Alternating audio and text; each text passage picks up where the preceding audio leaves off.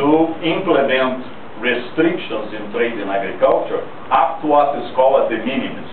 Now, industrialized countries typically had already discussions well above the de minimis. So they were allowed, particularly with respect to subsidies, to maintain much higher levels of intervention than developing countries.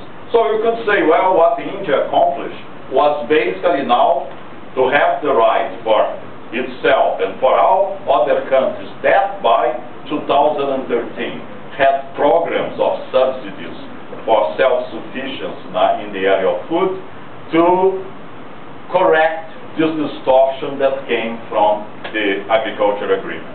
I would argue that from an economic point of view, this makes no sense. From a political point of view, I fully understand.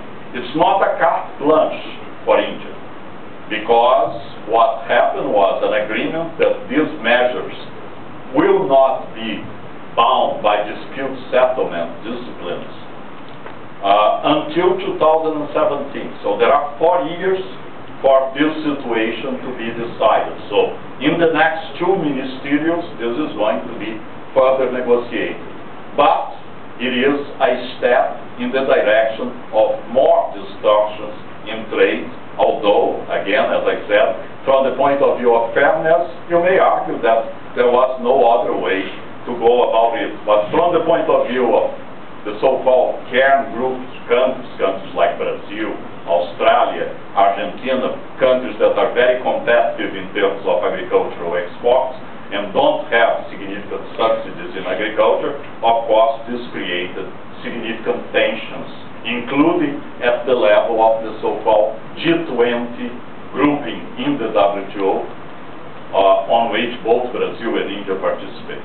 So these are some examples of the bad. And just to complete, I'm going to talk about the ugly. And the ugly is the following.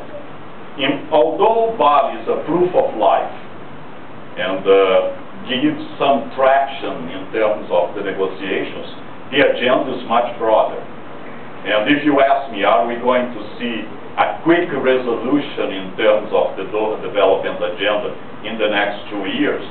I doubt very much. Not only because of the difference in opinions among member countries, but also because of the cycle of political change, for instance, in the European Union, in the United States, and in countries like India and Brazil. So it's very unlikely that we are going to see the conclusion of the Doha round in the next 2 years or so.